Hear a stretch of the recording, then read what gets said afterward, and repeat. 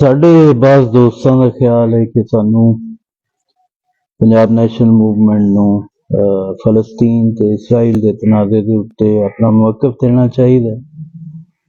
ਮੈਂ ਇਹ ਕਹਿੰਦਾ ਕਿ ਸਾਡੀ ਜਿਹੜੀ ਜੰਗ ਹੈ ਹੀ ਨਹੀਂ, ਅਸੀਂ ਉਹਦੇ ਤੇ ਕੀ ਮੌਕਫ ਦਈਏ।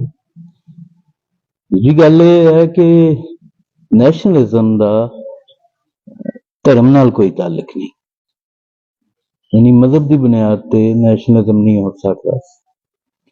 ਇਹ ਜਿਹੜੀਆਂ ਜੰਗਾਂ ਨੇ, ਇਹ ਦੋ ਕਿਸਮ ਦੀਆਂ ਜੰਗਾਂ ਹੋ ਰਹੀਆਂ ਨੇ ਦੁਨੀਆ 'ਚ। ਜਾਂ ਤੇ ਇਖਤਿਆਰ ਤੇ ਇਕਤਦਾਰ ਦੀ ਜੰਗ ਹੈ, ਜਿਹੜੀ ਕੌਮਾਂ ਦੀ ਆਪਸੀ ਜੰਗ ਹੁੰਦੀ, ਜਾਂ ਫਿਰ ਸਿਵਲਾਈਜੇਸ਼ਨ ਦੀਆਂ ਜੰਗਾਂ ਨੇ। ਨੈਸ਼ਨਲਿਜ਼ਮ ਜਿਹੜੀ ਜੰਗ ਦਾ ਹਿੱਸਾ ਹੁੰਦਾ, ਉਹ ਹੁੰਦਾ ਸਿਵਲਾਈਜੇਸ਼ਨ ਦੀ ਜੰਗ ਦਾ ਹਿੱਸਾ। ਮੋਸਟਲੀ ਜੰਗਾਂ ਜਿਹੜੀਆਂ ਨੇ ਉਹ ਤੁਸੀਂ ਦੇਖ ਰਹੇ ਹੋ ਕਿ ਅਰਬ ਨੈਸ਼ਨਲਿਜ਼ਮ ਹੈ, ਈਰਾਨੀ ਨੈਸ਼ਨਲਿਜ਼ਮ ਹੈ, ਉਹ ਮਜ਼ਹਬ ਦਾ ਤੜਕਾ ਲਾਉਂਦੇ ਨੇ। ਲੇਕਿਨ ਖਾਲਿਸਤਨ ਮਜ਼ਹਬ ਦੀ ਬੁਨਿਆਦ ਤੇ ਇਸ ਦੁਨੀਆ 'ਚ ਫੀ ਜ਼ਮਾਨਾ ਕੋਈ ਜੰਗ ਨਹੀਂ ਹੋ ਰਹੀ। ਇਹ ਸਾਰਾ ਕੁਝ ਜੋ ਕੁਝ ਵੀ ਤੁਸੀਂ ਦੁਨੀਆ 'ਚ ਦੇਖ ਰਹੇ ਹੋ, ਇਹ ਰਿਆਸਤਾਂ ਦੇ ਆਪਣੇ ਮਫਾਦਾਤ ਨੇ, ਔਰ ਉਹਦੇ ਤਹਿਤ ਹੀ ਬਹੁਤ ਅਰਸਾ ਇੱਕ ਦੂਜੇ ਦੀਆਂ ਦੁਸ਼ਮਣ ਰਹੀਆਂ ਦੋ ਤਾਕਤਾਂ, ਇੱਕ ਦੂਜੇ ਦੀਆਂ ਮੁਖਾਲਫ ਰਹੀਆਂ ਦੋ ਤਾਕਤਾਂ ਅੱਜ ਮਿਲ ਬੈਠੀਆਂ ਨੇ, ਈਰਾਨ ਤੇ ਸਾਊਦੀ ਅਰਬ, ਜਿਹਨੂੰ ਸਾਡੇ ਜ਼ਿਆਦਾਤਰ ਪਾਕਿਸਤਾਨੀ ਫੋਲੋ ਕਰਦੇ ਨੇ। ਫਲਸਤੀਨ ਨੂੰ ਵੀ ਤੁਸੀਂ ਦੇਖਦੇ ਹੋ ਕਿ ਜਿੱਥੇ ਰਿਆਸਤਾਂ ਦੇ ਮਫਾਦ ਨੇ, ਅਰਬ ਰਿਆਸਤਾਂ ਖੁਦ ਉਹਨਾਂ ਨੂੰ ਉਸ ਤਰ੍ਹਾਂ ਫੇਵਰ ਨਹੀਂ ਕਰਦੀਆਂ। ਫਿਰ ਫਲਸਤੀਨ ਜਿਹੜਾ ਪਾਕਿਸਤਾਨ ਦਾ ਸਰਕਾਰੀ ਬਿਆਨੀਆ ਰਿਹਾ ਹਮੇਸ਼ਾ ਤੋਂ, ਕਸ਼ਮੀਰ ਇਸ਼ੂ ਦੇ ਉੱਤੇ ਫਲਸਤੀਨ ਤੁਹਾਡੇ ਨਾਲ ਕਦੀ ਨਹੀਂ ਜੁੜਿਆ, ਉਹ ਹਿੰਦੁਸਤਾਨ ਨਾਲ ਹੀ ਜੁੜਿਆ ਹਮੇਸ਼ਾ। ਸੋ ਇਹ ਪਰਾਈ ਜੰਗ ਦੇ ਵਿੱਚ ਉਹਦੇ ਬਾਰੇ ਜੇ ਸੋਚਣਾ, ਉਹਦੇ ਬਾਰੇ ਸੋਚ ਵਿਚਾਰ ਕਰਨਾ ਔਰ ਪਰੇਸ਼ਾਨ ਹੁੰਦੇ ਰਹਿਣਾ, ਇਹ ਤੁਹਾਡੀ ਕੌਮ ਦੀ ਤਰੱਕੀ ਨੂੰ ਰੋਕ ਕੇ ਤਾਂ ਰੱਖ ਸਕਦਾ, ਅੱਗੇ ਨਹੀਂ ਵਧਾ ਸਕਦਾ। ਇੰਡੀਆ ਜਿਹੜਾ ਕਿ ਸਾਡਾ ਬਾਰਡਰ ਤੇ ਬੈਠਾ ਹੈ ਸਾਡੇ ਤੇ, ਔਰ ਦੁਸ਼ਮਣੀ ਸਾਡੀ ਆਪਸ 'ਚ ਨਹੀਂ ਹੋਣੀ ਚਾਹੀਦੀ, ਲੇਕਿਨ ਦੋ ਰਿਆਸਤਾਂ ਨੇ ਪਾਈ, ਉਹ ਇੰਨੀ ਤਰੱਕੀ ਕਰ ਗਿਆ ਕਿ G20 ਸਮਿਟ ਹੋਲਡ ਕਰਦਾ। ਉੱਥੇ ਪਾਕਿਸਤਾਨ ਦਾ ਸਭ ਤੋਂ ਬਿਹਤਰੀਨ ਦੋਸਤ ਪਾਕਿਸਤਾਨ ਨੂੰ ਬਾਈਪਾਸ ਕਰਕੇ ਹਿੰਦੁਸਤਾਨ ਜਾਂਦਾ ਹੈ G20 ਸਮਿਟ ਅਟੈਂਡ ਕਰਨੇ। ਚਾਈਨਾ, ਚੀਨ ਦੀ ਗੱਲ ਕਰ ਰਹੇ।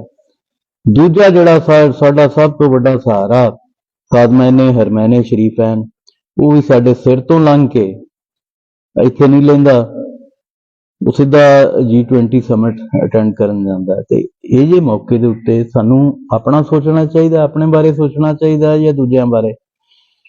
ਹਿੰਦੁਸਤਾਨ ਦੁਨੀਆ ਦੀ ਦੂਸਰੀ ਜਾਂ ਤੀਸਰੀ ਵੱਡੀ ਇਕਨੋਮੀ ਬਣਨ ਜਾ ਰਿਹਾ, ਮਈਸ਼ਤ ਬਣਨ ਜਾ ਰਿਹਾ, ਔਰ ਅਸੀਂ ਜਿਹੜੇ ਆ, ਸਾਨੂੰ ਰੋਜ਼ ਦਿਹਾੜੇ ਇਹੋ ਡਰ ਰਹਿੰਦਾ ਹੈ ਕਿ ਅਸੀਂ ਕਿਤੇ ਦੀਵਾਲੀਆ ਨਾ ਹੋ ਜਾਈਏ, ਸਾਨੂੰ ਦੀਵਾਲੀਆ ਡਿਕਲੇਅਰ ਨਾ ਕਰ ਦਿੱਤਾ ਜਾਏ।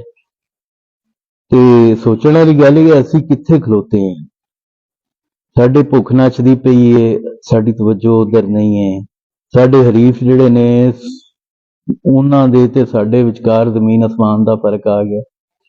ਉਹ ਇੰਨੇ ਜ਼ਿਆਦਾ ਤਰੱਕੀ ਯਾਫਤਾ ਹੋ ਚੁੱਕੇ ਨੇ ਤੇ ਅਸੀਂ ਬੈਠੇ ਹਾਂ ਇਸੇ ਤਰ੍ਹਾਂ। ਉਹੀ ਹੈਰਤ ਹੁੰਦੀ, ਬਾਜ਼ ਚੰਗੇ ਭਲੇ ਰੋਸ਼ਨ ਖਿਆਲ ਲੋਕ ਇਸ ਗੱਲ 'ਚ ਦੂਜੇ ਨੇ ਕਿ ਜੀ ਫਲਸਤੀਨ ਦੀ ਹਮਾਇਤ ਕਰੋ, ਜਾਂ ਕੁਛ ਐਸੇ ਵੀ ਨੇ ਜਿਹੜੇ ਕਹਿੰਦੇ ਨੇ ਜੀ ਮੁਖਾਲਫਤ ਕਰੋ ਇਸਰਾਈਲ। ਹੁਣ ਅਗਰ ਹਮਾਇਤ ਜਾਂ ਮੁਖਾਲਫਤ ਦੀ ਇਨਸਾਨੀਅਤ ਦੇ ਹਵਾਲੇ ਨਾਲ ਗੱਲ ਕੀਤੀ ਜਾਏ ਤੇ ਜੋ ਕੁਛ ਡਿਸਪਲੇ ਹੋਇਆ ਉੱਥੇ, ਜਿਸ ਤਰ੍ਹਾਂ ਔਰਤ ਦੀ ਲਾਸ਼ ਚੁੱਕੀ ਫਿਰੇ ਨੇ, ਸਾਡੇ ਤੇ ਮਜ਼ਹਬ 'ਚ ਇਜਾਜ਼ਤ ਨਹੀਂ ਕਿ ਕਿਸੇ ਲਾਸ਼ ਦੀ ਤੋਹੀਨ ਕਰਨਾ, ਤੇ ਲਾਸ਼ ਨੂੰ ਡਾਲੇ 'ਚ ਪਾ ਕੇ ਤੇ ਵਿਖਾਉਂਦੇ ਫਿਰੇ ਨੇ, ਸੜਕਾਂ ਤੇ ਲਈ ਫਿਰੇ ਨੇ। ਤੇ ਉਹ ਵੀ ਚੀਜ਼ ਇੱਕ ਮਤਲਬ ਸਾਡੇ ਤੇ ਮਜ਼ਾਕ 'ਚ ਨਹੀਂ ਆਉਂਦੀ ਕਿ ਇੰਜ ਦੀ ਜ਼ੁਲਮ ਤੇ ਬਰਬਰੀਅਤ ਵਾਲੇ ਜਿਹੜੇ ਨੇ, ਉਹਨਾਂ ਨੇ ਧੜਾ ਕੁੱਟਿਆ ਜਾਏ, ਕੁੱਟਿਆ ਵੀ ਸਿਰਫ ਮਜ਼ਹਬ ਦੀ ਬੁਨਿਆਦ ਤੇ ਜਾਏ। ਕੌਮ ਤਾਂ ਸਾਡੀ ਇੱਕ ਹੈ ਹੀ ਨਹੀਂ, ਨਾ ਉਹ ਸਾਨੂੰ ਆਪਣੇ ਵਿੱਚੋਂ ਸਮਝਦੇ। ਦੂਜੇ ਪਾਸੇ ਇਸਰਾਈਲ ਹੈ ਜਿਹੜਾ ਕਿ ਹਮੇਸ਼ਾ ਜਿਹਦੇ ਬਾਰੇ ਸਾਨੂੰ ਦੱਸਿਆ ਵੀ ਜਾਂਦਾ ਰਿਹਾ ਔਰ ਹੈ ਵੀ ਕਿ ਉਹ ਜ਼ਾਲਮ ਵੀ ਹੈ, ਉਹ ਗਜ਼ਾ ਤੇ ਸਿਵਲੀਅਨਸ ਦੇ ਉੱਤੇ ਬੰਬਾਰੀ ਵੀ ਕਰਦਾ, ਤੇ ਇਹ ਵੀ ਹੁਣ ਸਿਵਲੀਅਨਸ ਦੇ ਉੱਤੇ ਕਰ ਰਹੇ ਨੇ। ਸਾਡਾ ਇੱਕ ਹੋਰ ਵੀ ਮਸਲਾ ਹੈ ਇਸ ਮੁੱਦੇ ਦੇ ਉੱਤੇ ਕਿ ਸਾਡੇ ਤੱਕ ਸਰਕਾਰੀ ਜਿਹੜਾ ਬਿਆਨੀਆ ਹੈ ਸਾਡਾ, ਉਹਨੇ ਸਾਨੂੰ ਕਦੀ ਆਜ਼ਾਦ ਹੋ ਕੇ ਚੀਜ਼ਾਂ ਨੂੰ ਦੇਖਣ ਦਾ ਮੌਕਾ ਹੀ ਨਹੀਂ ਦਿੱਤਾ। ਇਜ਼ਰਾਈਲ ਦਾ ਨੈਰੇਟਿਵ ਇੱਥੇ ਹਮੇਸ਼ਾ ਤੋਂ ਬਲੈਕ ਆਊਟ ਕੀਤਾ ਗਿਆ।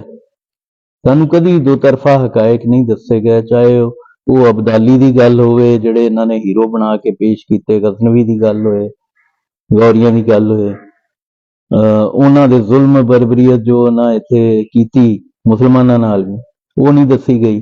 ਇਸੇ ਤਰ੍ਹਾਂ ਉੱਥੇ ਵੀ ਦੂਸਰਾ ਪਹਿਲੂ ਜਿਹੜਾ ਹੈ, ਦੂਸਰਾ ਰੁਖ ਤਸਵੀਰ ਦਾ, ਉਹ ਲੁਕਾ ਕੇ ਰੱਖਿਆ ਗਿਆ। ਤੇ ਉਹ ਹੁਣ ਉਹਦੇ ਨਾਲ ਜਿਹੜੀ ਜ਼ੇਨਸਾਜ਼ੀ ਹੋਈ ਹੈ, ਉਹ ਕੁਝ ਭੁਲੇਖੇ ਨਾਲ ਰੌਸ਼ਨ ਖਿਆਲ ਹੋ ਵੀ ਗਿਆ ਤੇ ਉਹਨੂੰ ਕਿਤੇ ਨਾ ਕਿਤੇ ਉਹ ਜਾਗ ਪੈਂਦੀ ਉਹਦੇ ਵਿੱਚੋਂ, ਕਿਉਂਕਿ ਉਹਦੇ ਵਿੱਚ ਸਮਾਈ ਹੈ। ਤੇ ਬਹਰਹਾਲ ਸਾਡਾ ਬਤੌਰ ਨੈਸ਼ਨਲਿਸਟ ਕਿਸੇ ਵੀ ਐਸੀ ਜੰਗ ਨਾਲ ਕੋਈ ਤਾਲੁਕ ਨਹੀਂ ਕਿ ਜਿਹੜੀ ਅਵਲ ਤਾਂ ਮੈਂ ਅੱਗੇ ਅਰਜ਼ ਕੀਤੀ ਕਿ ਮਜ਼ਹਬ ਦੀ ਬੁਨਿਆਦ ਤੇ ਜੰਗਾਂ ਹੋ ਹੀ ਨਹੀਂ ਰਹੀਆਂ, ਤੇ ਅਗਰ ਹੋਵੇ ਵੀ ਤੇ ਨੈਸ਼ਨਲਿਜ਼ਮ ਦਾ ਮਜ਼ਹਬ ਨਾਲ ਕੋਈ ਤਾਲੁਕ ਨਹੀਂ। ਨੈਸ਼ਨਲਿਜ਼ਮ ਬੁਨਿਆਦੀ ਤੌਰ ਤੇ ਬੇਸ ਕਰਦਾ ਹੈ ਜਗਰਾਫੀਏ ਦੇ ਉੱਤੇ ਔਰ ਜ਼ਬਾਨ ਦੇ ਉੱਤੇ। ਤੇ ਇੱਕ ਜਗਰਾਫੀਏ ਦੇ ਵਿੱਚ ਰਹਿੰਦੇ ਜਿਹੜੇ ਵੱਸਦੇ ਲੋਕ ਨੇ, ਉਹ ਜਿਹੜੇ ਵੀ ਧਰਮ ਦੇ ਹੋਣ, ਜਿਹੜੇ ਵੀ ਨਜ਼ਰੀਏ ਦੇ ਹੋਣ, ਜੇ ਉਹਨਾਂ ਦੀ ਬੋਲੀ ਸਾਂਝੀ ਹੈ, ਉਹਨਾਂ ਦੀ ਰਹਿਤਲ ਵਹਿਤਲ ਸਾਂਝੀ, ਧਰਤੀ ਸਾਂਝੀ, ਤੇ ਉਹ ਇੱਕ ਨੇ। ਇਹ ਸਾਡਾ ਨਜ਼ਰੀਆ ਹੈ। ਰੱਬ ਰਾਖਾ।